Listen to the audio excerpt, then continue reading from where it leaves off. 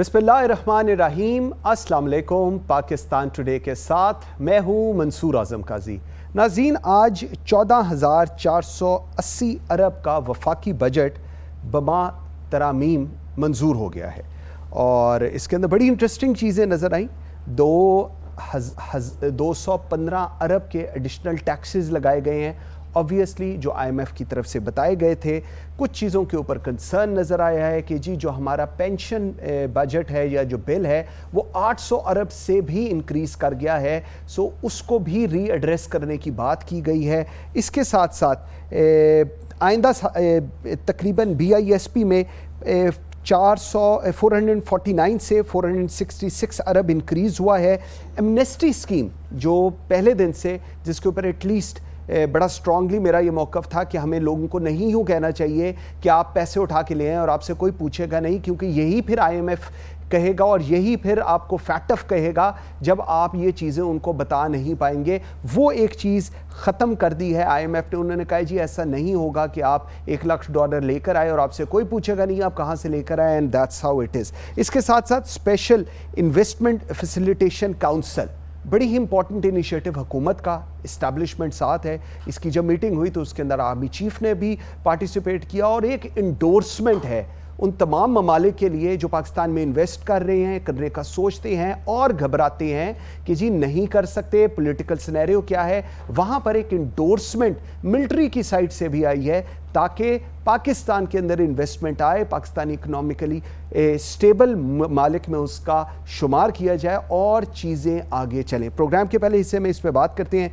I am very grateful, मुझे join किया है हॉट स्टूडियो में आसिम एच कादरी साहब ने, अब माहिर समाजी और इक्तिसादी तरक्की हैं। मेरे साथ स्काइप पे मौजूद हैं शकील रामे साहब, माहिर माशियात हैं। बहुत शुक्रिया आप दोनों का जी। रामे साहब, let me start with you.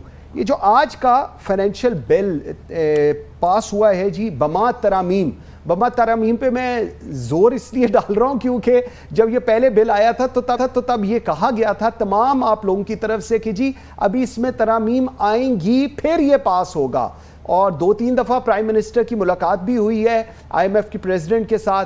सो पहला बड़ा क्लियर क्वेश्चन कि क्या इस सारे के बाद मंडे ट्यूसडे को हम IMF की तरफ से कोई अच्छी खबर की उम्मीद रखें या ना रखें? शुक्रिया मंसूर काजी साहब आपका। आपने बड़ी खूबसूरत तरीके से बता दिया कि ये जो तरामीम जिस पे आपने जोर दिया है, देखें 2 तरह की जो कंडीशनैलिटीज़ हैं, एक वो है कि जो हमें नज़र आती हैं, जो IMF हम पे लगाता है वो टेक्निकल तरीके की हैं। दूसरी है पॉलिटिक्स की, पॉलिटिकल इकानमी, जो कि decision making, political economy of decision making eight IMF। Technical पे तो हम काफ़ी हद तक इस कह सकते हैं कि हमने वो शराइत पूरी कर दी हैं, मगर जो पॉलिटिकल इकानमी के कंटेक्स्ट में देखें तो वो वहाँ पर अभी हमें कि शायद हम पे और प्रेशर हो, डू मोर की बात हो। क्योंकि देखिए IMF हो या वर्ल्ड बैंक हो या FATF हो, आप इनका देख लें कि इनका एक ही निशाना रहा पिछले कुछ अर्सा में पाकिस्तान में, वो था CPEC, चाइना पाकिस्तान रिलेशन। जब भी अब IMF की भी जब एग्रीमेंट हुआ था, इसमें 2-3 क्लास ऐसी हैं कि जो पढ़ने से तलक रखती हैं। एक तो ये थी कि जनाब जो आपको एक्सपेंडिचर्स को हम कंट्रोल करेंगे इंक्लूडिंग डेवलपमेंट एक्सपेंडिचर्स। यहाँ ये बात बड़ी अहम है कि जो डेवलपमेंट एक्सपेंडिचर्स में हम जो CPEC है, ये एक जॉइंट वेंचर है पाकिस्तान और चाइना का, जिसमें पाकिस्तान भी फाइनेंशियली कंट्रीब्यूट करता है। इसका मतलब ये हुआ कि अगर आपने पाकिस्तान का शेयर को कंट्रोल कर लिया तो आपने डायरेक्ट यानी कि जो CPEC पे इंटरफेरेंस करने की कोशिश की। तो ये जो रिक्वायरमेंट आती है ये हमें मोस्टली USA की तरफ से आती है। बिल्कुल ऐसे। तो यहाँ ये कहा जा सकता है कि टेक्निकल तौर पे तो हमने काफ़ी हद तक डिस्टेंस कवर कर लिया है, मगर पॉलिटिकल पे हम देखते हैं कि क्या होता है आगे। क्योंकि अब इसके IMF पे US के कंट्रोल की बात, मैं सिर्फ आपको एक मिसाल देता हूँ, आप समझ जाएंगे कि जो IMF के रूल एंड प्रोसीजर्स है उसके मुताबिक IMF किसी भी ऐसे मुल्क को लोन नहीं देता जहाँ पर कोई एक्टिव कन्फ्लिक्ट हो। मगर ये IMF ने अपने रूल एंड प्रोसीजर्स को चेंज किया और यूक्रेन को $16.5 बिलियन दिए, 15.6 बिलियन US दिए। अब आप इमेजिन करें, एक तरफ 1 बिलियन पे उनका यानी कि वो राजी हो रहे और दूसरी तरफ एक मुल्क को कर्ज देने के लिए रूल एंड प्रोसीजर्स भी चेंज कर दिए। तो ये दोनों चीज़ें हैंड इन हैंड चल रही हैं। मेरा ख्याल कहता है कि अगर पाकिस्तान अब ये यानी टेक्निकल करने के बाद पाकिस्तान पोजीशन में होगा कि IMF और मुझसे बात करें जनाब अब पूरी करते हैं, अगर फिर भी वो इस तरह की बातें टाल मटोल करते हैं तो तो IMF फिर खुल के सामने आ जाएगा कि ये एक पॉलिटिकल इंस्टीट्यूशन है, जो कि हम हमेशा से कहते आ रहे हैं। IMF टेक्निकल से ज़्यादा पॉलिटिकल इंस्टीट्यूशन है, तो फिर IMF की साख पे भी सवाल आएगा। बिल्कुल। लेकिन रामे साहब मुझे एक चीज़ बताइएगा, इसमें दो चीज़ें हैं, मैं उसमें से एक पे आपका अभी व्यू पॉइंट लेना चाहूँगा। ये जो एमनेस्टी स्कीम गवर्नमेंट ने अनाउंस की थी कि जी आप $1 लाख लेकर आएँ, जितने मर्जी लोग आएँ वो लाख $1 ले आए, उनको कोई पूछेगा नहीं और वो आके वाइट मनी में कंसिडर होगा और ना FBR उससे पूछेगा ना कुछ। ये फैसला जो था हुकूमत का, ये किस माइंडसेट से बनाया गया था? Because right from day one जब ये चीज आई थी उसी वक्त इस पे था कि जी ये नहीं होना चाहिए और ऐसे नहीं होता ऐसे मुहज़्ज़ब माशरों के अंदर। देखें, जो ये बात कर रहे हैं मंसूर साहब, आप एमनेस्टी किसी तरह की हो, मैं तो उसके बहुत खिलाफ हूँ। हाँ।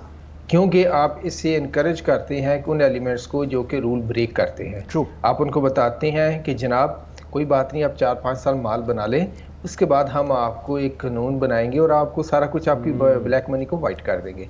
तो मैं तो इसके वैसे ही बड़ा ज़्यादा तौर पे बहुत खिलाफ हूँ। मगर देखें, यहाँ पर इंस्टीट्यूशन लेवल पे भी कुछ चीज़ें होती है, मसलन रोशन डिजिटल अकाउंट। अब इसमें जो पैसा आता है, क्या उस पर आपने कभी उनसे पूछा आपने कहाँ पैसा बाहर से जमा करवाया है? कभी नहीं आपने पूछा होगा।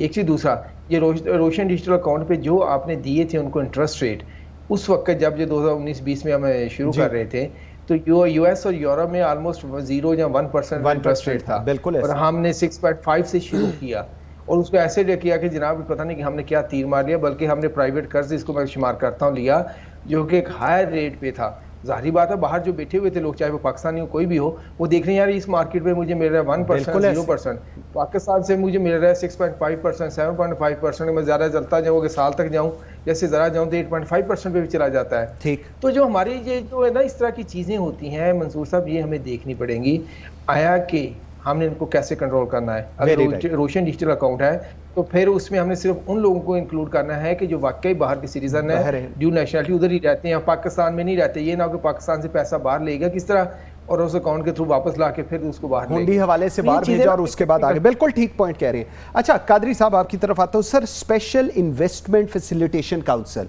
सबसे पहले ये बताएं, ठीक है इनिशिएटिव लिया, army chief was there and all that, ये इनिशिएटिव जो है ये पिछले जितने भी पाकिस्तान में इनिशिएटिव लिए गए हैं उनसे फ़र्क कैसा है? क्योंकि लोग समझते हैं कि जी पहले भी इनिशिएटिव लिए गए थे, अब नया ले लिया, 4 दिन चलेगा, फिर वैसी बात है।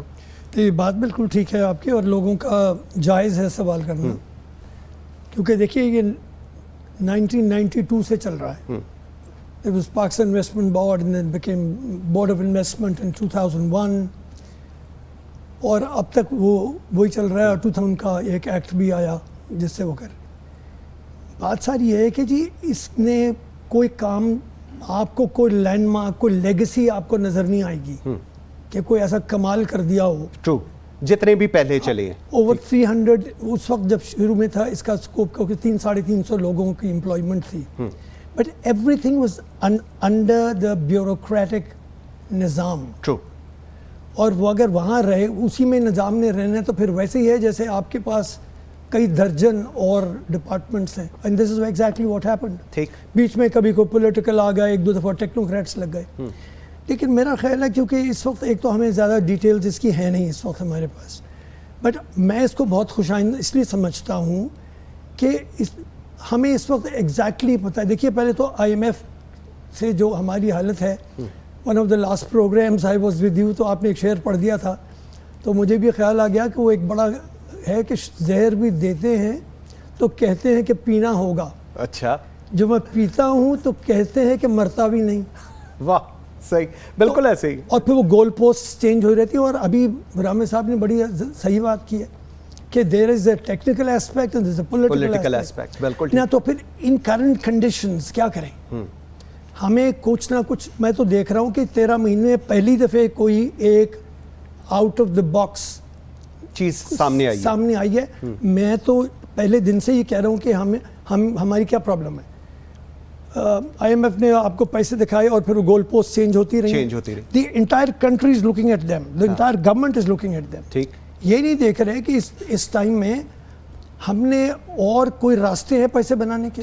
How can we increase our dollar return? इसमें एक चीज फर्क है, इसमें एक चीज फर्क। जी। मैं एक, आप अभी कह रहे थे ना, मतलब अगर ये पहले, इसमें एक चीज फर्क ये है कि इसके अंदर आर्मी का रोल आ I'm गया। coming to that. हाँ, और इसकी इंपॉर्टेंस बड़ी समझी जा रही है कि जी because army chief was there और इसकी ओनरशिप जो है मैं वो उस साइड पे आ रही इसको फुली इंडोर्स करता हूँ। है। ओके, ठीक है। क्योंकि देखिए ये बहुत सारे जो हमारे इंटेलेक्चुअल्स हैं वो कहते हैं जी फौज क्यों आ गई, वो हर काम में कह देते हैं। भाई फौज, आप अपने मुल्क की हालत तो देखिए क्या है। आपके मुल्क की हालत उस सबमर्सिबल की है कि जो ये फौज है ना, ये प्रेशर है, इंटरनल प्रेशर है which is keeping you your shape. वरना अगर आज हमारा ये भी प्रेशर ख़त्म हो जाए, बाकी चीज़ें ख़त्म हुई हैं, तो यू विल क्रम्पल। ठीक, तो वाई ये क्यों ना यहाँ पे हो। और फिर मेरा आई एम श्योर कि जो हमारे the friends that we have, it's no secret, उन्होंने पीछे भी ये हुआ था, फौज से उन्होंने अंडरटेकिंग मांगी थी। लेकिन ये अब बहुत अच्छा है। और ये अब इसमें लेकिन जो काम क्या है, ये भी मुझे डर है कि बॉग डाउन ना हो जाए। और ये बॉग डाउन कैसे होगा, जैसे होता रहा है।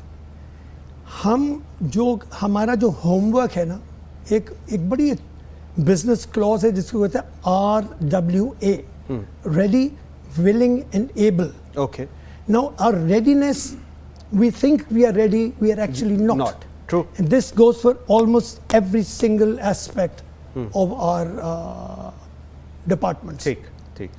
Next, अगर हम रेडीनेस, ये जो काउंसिल है, अब इसको बॉग डाउन ना खुदा के लिए करवा लें, ठीक। और खुदा कह रहे कि because the army is also involve, the name is at stake also. बिल्कुल सही। तो इसको ना करा लें। बिल्कुल। मैं एक break, I'll come to details later. एक नाज़रीन ब्रेक लेते हैं जी। ब्रेक से वापस आते हैं। सिनेरियोज हैं, एक तो जिस तरह अभी IMF की बात कर रही है, तो पॉलिटिकल वर्सेस टेक्निकल पे बात करेंगे। अलॉन्ग विद इट ये जो स्पेशल इन्वेस्टमेंट फैसिलिटेशन काउंसिल है, इसके अंदर इसकी effectiveness with respect to the investment, इस पे बात करेंगे। मेरे साथ रहिएगा।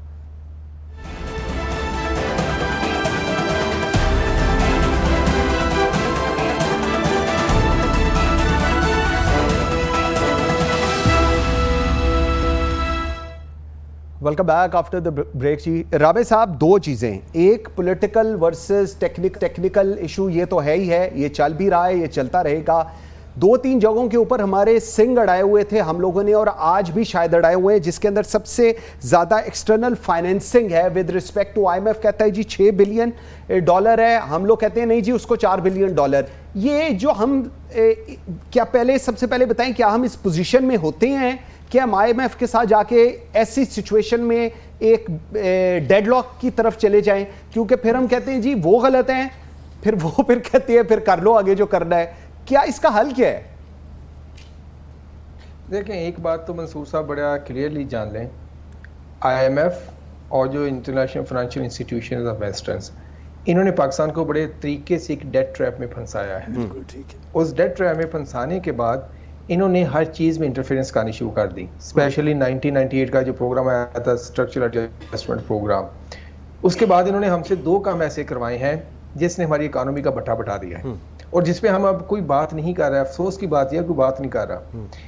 एक देखेंगे, जब इन्होंने एनर्जी सेक्टर में ये पावर पॉलिसी 1994 लेके आए, ये जो हमारे आज बहुत सारे प्रॉब्लम पॉलिसीज की वजह से, उस पॉलिसी की वजह से हैं। अभी हमारी इलेक्ट्रिसिटी की प्राइसेस बढ़ गई हैं कि जो कि जिसने हमारी इंडस्ट्री को ना कि जो कॉम्पिटिटिवनेस है उसको बहुत नीचे कर दिया, और हमारे एक्सपोर्ट सेक्टर में डिक्लाइन आ रहा है। मगर हमें यहाँ कोई बात नहीं ये कर रहा कि इस पॉलिसी का क्या इसमें हाथ है। दूसरा, जब ये पॉलिसी आई IPPs की, तो इंडस्ट्रियलिस्ट ने IPPs की तरफ चले गए, क्योंकि इसमें इतने लिक्विडेटिव इंसेंटिव्स हैं जो आप सोच भी नहीं सकते। मतलब जिसमें आपको 30% का जो था वो भी माफ था, कॉर्पोरेट टैक्स की भी बात हो रही थी, फिर आपको मेंटेनेंस के लिए पैसे देते थे, आपकी गारंटीड थी, आपकी जो आप क्या कहते हैं बिजली प्रोड्यूस करेंगे, कोई आपसे पूछेगा नहीं कि आपकी एफिशिएंसी क्या है, आपकी कैपेसिटी की एफिशिएंसी क्या है। ऐसे लिक्विडेटिव थे कि हर बंदा उधर चला गया। इस पॉलिसी का आज नतीजा क्या है? सर्कुलर डेट, और सर्कुलर डेट हमारे गले की हड्डी बन चुका है इस वक्त, मगर इस पर कोई बात नहीं कर रहा। और यही IMF और वर्ल्ड बैंक थे जिन्होंने कहा बल्ले बल्ले ऐसी पॉलिसी तो बन ही नहीं सकती। बात ये समझ लें कि IMF का मकसद एक है अभी कि जितनी मर्जी वो क्या कहते हैं चिकनी चपड़ी बातें करते रहे, वो हमें अपना क्लाइंट रखना चाहते हैं। क्लाइंट भी ऐसा जिसको अंगूठे के नीचे रखें और उसकी इकोनॉमी से खेलते रहें, और खेलने के तौर पे उसके बाद इस तरह करेंगे, उसको अपना जो एक एंटी चाइना सर्कल बना रहा है USA इस रीजन में, पाकिस्तान उसमें शामिल हो जाए। अब दूसरी जो उनकी पॉलिसी थी, उनका सारा कुछ प्राइवेटाइज कर दो। प्राइवेटाइजेशन का ऐसा प्रोसेस है कि हम ये समझने से कासर रहे हैं कि गवर्नमेंट कोई भी जो हो उसको टैक्स और नॉन टैक्स रेवेन्यू में एक बैलेंस करना होता है। हाँ। मगर हम वो बात ही नहीं करते। अगर हम आप प्राइवेट सेक्टर का यानी कि अपने एसेट्स को बेच के मसला हल होता तो अर्जेंटीना आज मुल्क दुनिया का एक क्या कहते हैं तरक्की याफ्ता मुल्क होता। 1990 में उसको 90s में उसको भी यही कहा था IMF ने और सब ने, अब अपने एसेट बेच दें, अपना लोन उतार दें। उन्हें अपने एसेट बेचने शुरू कर दिए। हुआ क्या, एट दी एंड उनके एसेट बिक गए और उन पे लोन मजीद बढ़ गया। क्यों कि जो भी आप एसेट बेचेंगे उस पर आपकी लाइबिलिटीज हैं, उस पर इतने सारे एम्प्लॉइज हैं, उनको आपने फारग करना है और बहुत किस्म की लाइबिलिटीज जिनको आपने टेक केयर करना है। एट दी एंड आपको और लोन लेना पड़ेगा। आपकी यानी कि जो एक प्रोडक्टिव एसेट था वो भी बिक गया, लोन भी बढ़ गया।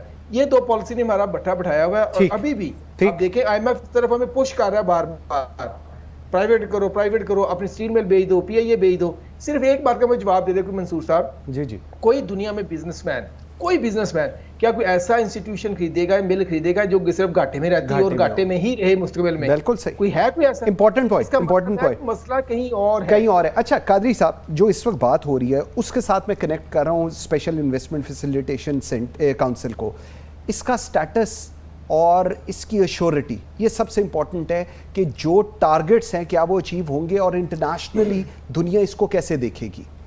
देखिए टारगेट ही होता है, but you have to work towards it. अब हम उसको कैसे कर सकते हैं? पीछे हम आप हिस्टोरिकली हम कोई इतना अच्छा काम नहीं करते, लेकिन ये नहीं है कि इसमें काम हो नहीं सकता। एक बात बहुत इंपॉर्टेंट है कि जो FDI है, जंग के ज़माने में भी देयर आर इन्वेस्टर्स अवेलेबल। उनको पता होता है कि इस मुल्क में जंग हो रही है, लेकिन फिर भी ये चीज़ें वहाँ पे वाइबल हैं, वी शुड डू देम। सो हमें कोई इतनी मायूसी नहीं होनी चाहिए। लेकिन ये वाला अगर हम अपना if you put our house in order, एक हमारी एक मैक्रो मैनेजमेंट है, एक मैक्रो प्लानिंग है, एक माइक्रो मैनेजमेंट है। We are complete failures in micro management for decades now. True. और इसी ये क्यों नहीं, 30 साल से इसने क्या किया है? 30 साल से कि वो वहाँ पे 300, 250, 300, 400 लोग बैठे, कभी कोई आ गया पॉलिटिशियन या कभी कुछ। अब खुदा के लिए ये आप रोज़ ये वाला भी स्लोगन लेके मार्केट में ये नहीं जा सकेंगे। लेकिन अगर अब ऐसा हुआ है और फौज आपके साथ लग गई है, 3-4 मुल्क आपके साथ करने को तैयार हैं, तो आप ये कीजिए। एक SWOT analysis is the easiest thing you know that you could do.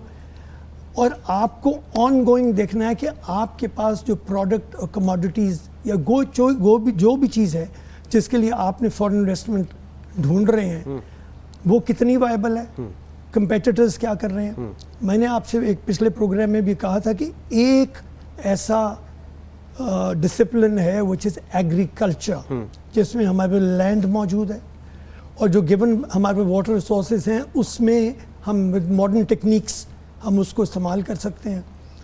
और अगर हम इसमें इन्वेस्टमेंट कोई भी कर देगा, क्योंकि इससे कम शॉर्टर ROI पीरियड किसी का नहीं होता। बिल्कुल सही। ठीक है जी। So we got land, we got water, we got labour, all you have to do is to bring in money, bring good seed, best practices world wide, get the technical people from worldwide, whoever is going to invest is going to bring them. बिल्कुल सही। And और इससे जो हमारा farmer है ना sir, वो बहुत सीख लेगा।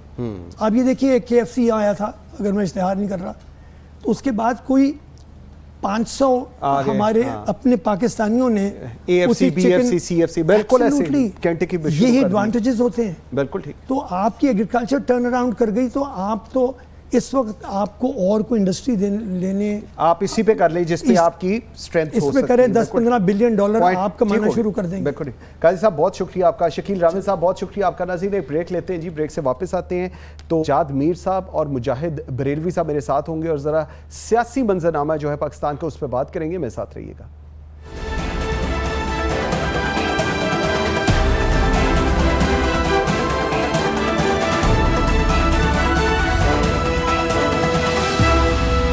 बैक आफ्टर द ब्रेक जी। नाज़रीन अहलियत में बदल गई है, लेकिन उसके साथ साथ जो जहाँ एक सियासी मंजरनामा चेंज होता नज़र आ रहा है, वहाँ पर यह भी अंदिया दिया जा रहा है कि जो इलेक्शंस हैं वो टाइम पर होने जा रहे हैं। इसके साथ साथ एक तरफ सुप्रीम कोर्ट है जहाँ पर मौजूदा चीफ जस्टिस और अगले चीफ जस्टिस की एक सिचुएशन क्रिएट हुई है और आइन की तशरीह को लेकर एक ऐसा मुअम्मा है जिसको पूरा मुल्क इस वक्त देख रहा है। प्रोग्राम के इस हिस्से में इस पे बात करते हैं। आई एम वेरी ग्रेटफुल, मुझे दो बड़े ही सीनियर मेरे जर्नलिस्ट हैं, उन्होंने ज्वाइन किया है। सजाद मीर साहब सीनियर तज्ज़ियाकार हैं और मुजाहिद बरेलवी साहब वंस अगेन सीनियर तज्ज़ियाकार हैं। बहुत शुक्रिया आप दोनों का जी। मीर साहब, आपसे मैं बात का आगाज़ कर रहा हूँ। सर, बिल पास हो गया जिसका फ़ायदा नवाज शरीफ साहब को और जहांगीर खान तरीन को होने जा रहा है और सेनेट ने पहले ही नाअहली वाला ख़त्म कर दिया हुआ है। सर, तो अब इलेक्शन के लिए राह हमवार हो गई है या अभी भी मजीद कोई चीज आप समझते हैं है कि उसके बाद राह हमवार होगी? असल मैं तो ये कहना चाहूंगा कि अगर आप इलेक्शन कराना चाहते हैं तो राह हमवार होने दें। ओके, यानी कि अगर रुकावट डाली जाएगी इसमें तो इलेक्शन के सिलसिले में कुछ और रुकावटें भी आ जाएंगी। ठीक है जी। वैसे तो बहुत बड़ी रुकावट मईशत है जो खड़ी है, और जो बजट आया था उसके बारे में कहते थे इलेक्शन ईयर का बजट है, लेकिन जब अब रिवाइज बजट आया है जी बिल्कुल, उसके बारे में तो नहीं कहा जा सकता कि इलेक्शन ईयर का बजट है। इसका मतलब ये है कि IMF की बातें मानकर हमने गोया इस बात का ऐलान कर दिया है कि अभी इलेक्शन को कुछ वक्त है, कुछ वक्त लगेगा। ऐसी सूरत में ये जो बात आ रही है कि जो कानून पास हुआ है, असूली तौर पर इसको छोड़ दीजिए कि ये कानून नवाज शरीफ के बारे में है, जहांगीर तरीन के बारे में। असूली तौर पर ये देखिए दुरुस्त है कि गलत है। देखिए दुनिया भर में किसी चीज की सजा जो है, आप यानी कि बड़ा से बड़ा जुर्म कर लें तो उसकी नाअहली की सजा 5 साल है, लेकिन हम ये कहते हैं, जिसको ये लोग इस तरह बयान करते हैं कि अकामा नहीं है तो इसकी सजा जो है आप पूरी उम्र की नाअहली है। बिल्कुल ऐसा। आप सादको अमीन ठहरते, आप बहुत सी चीजें ठहर जाते हैं, अदालत का एक फैसला आपको तमाम उम्र के लिए नाअहल करार दे देता है। ये एक सवाल है जो बहुत सोचने समझने का है। इसका मुझे गरज नहीं है कि इसकी जद में आए हैं या जहांगीर तरीन इसकी जद में आए हैं या इमरान खान इसकी जद में क्यों नहीं आए थे, वो किस तरह साद को अमीन करार पाए थे। ये सारे सवालात अपनी जगह पर हैं, लेकिन असल मसला ये है कि किसी शख्स को किसी बात पर उम्र भर के लिए नाअहल करार देना कैसा है।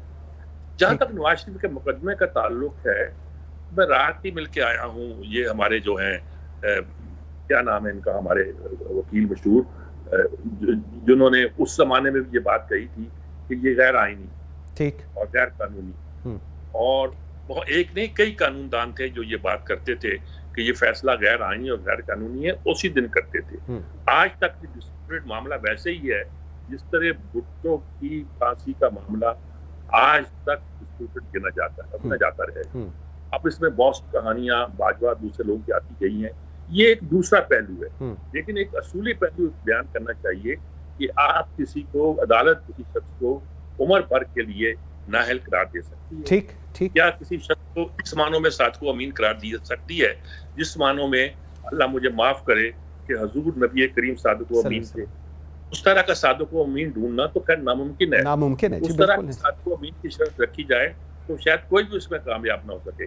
तो इसलिए इस कानून को बिल्कुल एक सियासी पहलू से देखने के बजाय असूली तौर पर देखना चाहिए कि ये अगर कानून पास हुआ है तो ये एक लिहाज से दुरुस्त भी हो सकता है, ठीक, उसे गलत भी नहीं। बरेलवी साहब, ठीक हो गया। सर बरेलवी साहब, नवाज शरीफ साहब दुबई में हैं जहां पर उनकी अहम मुलाकातें हो रही हैं और बताया जा रहा है कि एक रोड मैप प्लान हो चुका है, उस पर एग्जीक्यूशन होनी है। आसिफ अली जरदारी साहब, जिस वक्त आप और मैं और मीर साहब ये प्रोग्राम कर रहे हैं उस वक्त वो भी रवा दवा हैं दुबई की तरफ। क्या देख रहे हैं आप आइंदा आने वाले कुछ घंटे, कुछ दिन, कुछ हफ्तों में क्या नजर आ रहा है? सर देखिए, आप हैरत है ना, नवाज शरीफ साहब जद्दा आ रहे हैं, जी जी, दुबई आ रहे हैं, पाकिस्तान क्यों नहीं आ रहे?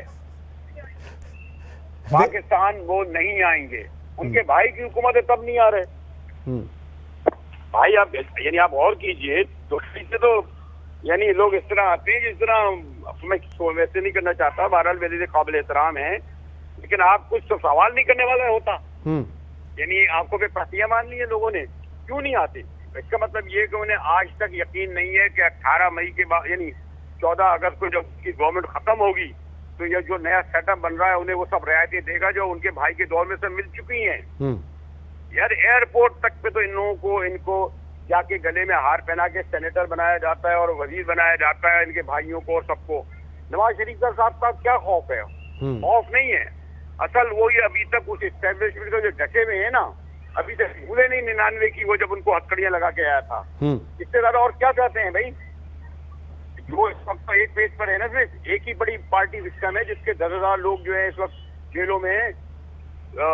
इस वक्त जो है जिनके साथ जो हो रहा है, आपको अब मैं उसकी क्या तफसील में जाऊंगा। सही। उसके बावजूद उनका ना अल्लाह ताला, मैं भी काफी माशाल्लाह सीनियर सिटीजन में शामिल हो गया हूँ। मियाँ साहब को अल्लाह बहुत तवील हयाती दे। अभी भी अगर मुल्क को कौम वो नहीं आ रहा है, बल्कि एक दिलचस्प आपको शेर सुना दूं। मियाँ साहब ने, एक जानिब साहब जिंदा थे, मीर साहब उसको एंजॉय करेंगे। वो जब बारिशों में गए तो कहने लगे कि मैं बारिश वालों से वाली जान दे दूंगा। हाँ। तो उन्होंने शेर सुनाया, न जान दे दो न दिल दे दो, बस अपनी एक मिल दे दो। बिल्कुल। अच्छा, लेकिन बरेलवी साहब, ठीक ठीक, बरेलवी साहब मुझे सर ये फिर समझाएं जरा कि ये जो रोड मैप की बात हो रही है कि जी अब फाइनल डिसाइड होने जा रहा है कि क्या रोड मैप होगा और किस तरह पाकिस्तान में आमद होगी। आप जो मुझे कह रहे हैं कि जी नहीं आएंगे, ये तो बड़ी सर एक अजीब सी बात है अगर आपका ये तज्जिया है कि अब भी नवाज शरीफ साहब वापस नहीं आएंगे। हमारे जराये साहब रोज कह रहे हो कि सजाद साहब मौजूद हैं कि गालिबन निगरां से ज्यादा एक केयर टेकर सेटअप के लिए काम हो रहा है। ओके। और वो केयर टेकर सेटअप क्या बनेगा? गालिबन पाकिस्तान बनाना स्टेट तो है नहीं, सिविल मिलिट्री एस्टेब्लिशमेंट ने एक बनाने जा रही है। जो भी है सुना है, उसकी तैयारियां काफी हो गई हैं। और मैं इससे ज्यादा नहीं हूँ, कराची में रहता हूँ, लेकिन ये मैं आपको जरूर कह दूं कि कोई एक केयर टेकर सेटअप बनाने की तैयारियां हो रही हैं। और 14 अगस्त के बाद वो सेटअप जो है वो निगरां नहीं होगा, क्योंकि निगरां बनाने के लिए बहुत सारे आईनी जो है और कानूनी हिच हैं। ओके। प्राइम मिनिस्टर बनेगा। आपको पता है कि आइन के तहत वो कर दिया गया है कि जी दोनों वो सूबों के लिए भी ये बात तय हो चुकी है। तो ये किस तरह करेंगे? नहीं तो फिर क्या बनेगा बरेलवी साहब, फिर क्या बनेगा?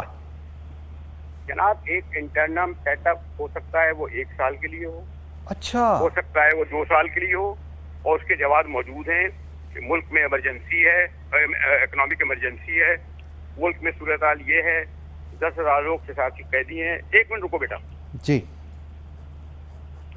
10,000 के करीब लोग जेलों में हैं।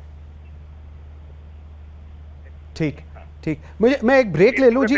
जी जी बरेलवी साहब, मैं एक ब्रेक ले लूं जी, सिर्फ एक ब्रेक ले लूं जी। एक छोटी सी ब्रेक का कहा जा रहा है। बड़ी इंटरेस्टिंग बात की है इस वक्त आपने कि अगर एक केयर टेकर सेटअप नहीं बनने जा रहा और एक सेटअप बनने जा रहा है जो 1 साल के लिए या 2 साल के लिए एक्सटेंड होगा, तो फिर जो जनरल इलेक्शंस और ये सब कुछ या जो जमहूरियत और ये सारा प्लान IMF के, ये फिर इसका मतलब है किसी प्लान का ही हिस्सा है। इस पर बात करेंगे सजाद मीर साहब से एक ब्रेक के बाद। मेरे साथ रहिएगा।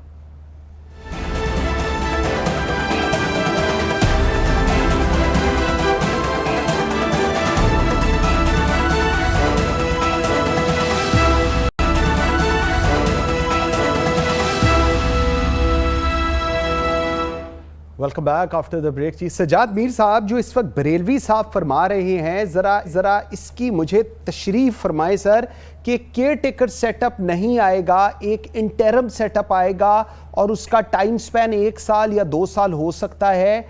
ये अगर ऐसा होगा तो फिर बाकी चीज़ों को आप कैसे देखेंगे? ये जो बरेलवी साहब कह रहे हैं, ये बहुत से लोगों का नुक्ता नज़र है, जिसके दूसरे माने ये हैं कि अभी इलेक्शन नहीं हो रहे। और जिसको अगर ज्यादा वजाहत के साथ बयान करूं तो ये कहा जाता है कि 2025 तक अभी पाकिस्तान सराते मुस्तकीम पर कह लीजिए सीधे रास्ते पर नहीं चल पाएगा। अभी बहुत से ऊंच रोलर कोस्टर की सवारी जारी रहेगी, ऊंच नीच आती रहेगी, हमारी मईशत में भी, हमारी सलामती के मसाइल में भी। IMF भी हमें तंग करता रहेगा। हमारे मुल्क के अंदर जो 9 मई का मसला पैदा हो गया है, उस मसले को भी निपटने में हमें वक्त लगेगा और वो मसला जो है वो हमें तंग करता रहेगा। हम कोशिश करते रहेंगे कि वो पार्टी भी एक तरह से बिखर जाए और ये भी महसूस हो कि ये काम हमने किया है। ये सारा सूरत कैसे पैदा होगी, कैसे इसको डील करेंगे। किसी ने बड़ा उम्दा बात की थी, ऐसे छेड़ने के अंदाज में बात की थी कि इलेक्शन को पोस्टपोन करने से ज्यादा आसान बात यह है कि इलेक्शन रिग कर दिए जाए। ये उसे तंजन था कि रिग करना आसान है, पोस्टपोन करना मुश्किल है। इसकी उस बात को दूसरी तरह से यूं कहा जा सकता है कि इलेक्शन पोस्टपोन करना आसान नहीं है। यानी कि अगर आप ये कोशिश करो कि इलेक्शन को नताइज, जिसे आप आमतौर पर मुस्बत नताइज कहते हो, तो वो तो शायद आप आसानी से ले आओ, लेकिन इलेक्शन को जब आप पोस्टपोन करेंगे तो आपके मसाइल पैदा होंगे। लेकिन मेरा ख्याल में बरेलवी साहब ठीक कह रहे हैं कि इलेक्शन अभी इन दिनों में होते दिखाई नहीं देते, और मेरे ख्याल में 2024 में शायद इलेक्शन हो जाए, लेकिन मुल्क के मसाइल को सीधी रास्ते पर डालने के लिए 2025 में शायद इसमें हम जज्ब कर लें। ये क्यों हुआ, कैसे हुआ, ये ऐसी बहस है ना ही किया जाए तो बेहतर है, तरक्की बढ़े। तो ये जो अब अगला इंटरम सेटअप जिसकी बात हो रही है मीर साहब, इसमें फिर हम अभी जिस तरह दुबई के अंदर मुलाकातें हो रही हैं, जरदारी साहब भी गए हैं, तो जिस तरह अभी बरेलवी साहब भी फरमा रहे हैं, तो अब अगले वजीर आज़म और आगे कौन कौन होगा उस चीज़ के ऊपर अब ये सारी डिस्कशन हो रही है, और वो जो इलेक्शन को फिर हम भूलते ही नजर आए जी हमें। देखें, वो प्लान ए और प्लान बी और प्लान सी सब तैयार होते हैं, लेकिन मसला ये होता है कि अगर खुदा ना खास्ता, यूं कह लीजिए, अब इसको तंजन समझिए, अगर खुदा ना खास्ता इलेक्शन कराना ही पड़ जाए तो फिर क्या करेंगे? ये तो प्लान एक बनाया होगा ना उन्होंने, कराना ही पड़ जाए बकौल मेरे खुदा ना खास्ता, तो फिर क्या करेंगे? ठीक। और अगर हम इसे पोस्टपोन कर सके तो बिस्मिल्लाह, फिर क्या, अच्छी बात क्या है? बिल्कुल। और अगर पोस्टपोन हो जाए तो फिर ये के तौर पर मुल्क के हालात ही बेहतर हो जाए। बिल्कुल सही। अच्छा बरेलवी साहब, ठीक हो गया। बरेलवी साहब, सर जरा ये भी बताइएगा, ये जो अदलिया का बहरान है, क्या ये अदलिया रिलेटेड है या ये एक सियासी बहरान है जो कि ट्रांसफर हो गया अदलिया के अंदर? जी बरेलवी साहब, आवाज आ रही है जी? बरेलवी साहब की जी लाइन ड्रॉप हो गई है, दोबारा उनको कनेक्ट भी करें। मीर साहब, आप जरा सर अपना तज्जिया दीजिएगा, ये जो एक अदलिया का बहरान है, कि ये अदलिया रिलेटेड है या एक सियासी बहरान है जिसको उठा के अदलिया में ले जाया गया है? असल में अदलिया ने खुद अपने लिए बहरान पैदा किया है। ये जो उमर अता बंदयाल हैं, ये भले आदमी से गिने जाते थे, अच्छे वकील गिने जाते थे, इनकी अच्छी रेपुटेशन थी, लेकिन जब से चीफ जस्टिस बने हैं, इन्हें पता नहीं क्या शौक पैदा हो गया कि हर मसले का हल खुद तलाश करें, और जो हल तलाश करते हैं उसमें लगता है कि ये पार्टीजन हो गए, और इस तरह हल तलाश करते हैं कि इनके अपने साथी भी आपके साथ नहीं होते, और ये शो कर देते हैं कि मुझे किसी की परवाह नहीं है, मैं अकेला ही खुदा हूँ और जो चाहे फैसले कर सकता हूँ। ये सुप्रीम कोर्ट का मसला मतलब समझते हैं चीफ जस्टिस। अब काजी फाइज ईसा ने साफ कह दिया है कि जो कानून पास किया हुकूमत ने, आप उसको मुअत्तल नहीं कर सकते, आप उसको खत्म कर सकते हैं, उसके बाद गुफ्तगू हो सकती है। आपने मुअत्तल किस कानून के तहत किया है? फिर डेट भी लंबी दे दी है। बिल्कुल। उन्होंने कहा इस अरसे में 2 बेंच भी बनेगा गैर कानूनी। फर्द वाहिद वाला नोट जो था, ठीक। तो ये सारी वो सूरत हाल है जिसकी वजह से मसाइल पैदा हो रहे हैं, और अदलिया खुद एक ऐसी सूरत हाल में आ गई है जब ये डिवाइडेड अदलिया है। अब देखिए, चीफ जस्टिस का लहजा बदला हुआ है। हाँ, अदालतें फौजी बन तो सकती हैं, गैर कानूनी तो नहीं है, हाँ होना चाहिए, ये सारी बातें अब उन्हें करनी पड़ रही हैं। हाँ। लगता यही है कि वो खुद एक मखमसे में फंसे हुए हैं। एक तरफ तो उनका मैं ये तो नहीं कहता वोट बैंक है, ये कहता हूँ कि एक तरफ तो उनका फैन क्लब है और दूसरी तरफ उनके अपोनेंट्स हैं। वेरी राइट, पॉइंट आ गया, उससे ठीक हो गया। सज्जाद मीर साहब बहुत शुक्रिया, मुजाहिद बरेलवी साहब बहुत शुक्रिया जी, शकील रामे साहब ने हमें ज्वाइन, आसिम एच कादरी साहब ने हमें ज्वाइन किया था। नाज़रीन, इस दुआ के साथ कि अल्लाह पाकिस्तान के लिए, आपके लिए, मेरे लिए बेहतरी करे और हम सब को, हमारे मुल्क को कामयाबो कामरान करे। मुझे मंसूर आज़म काजी को इजाज़त दीजिए। अल्लाह हाफ़िज़।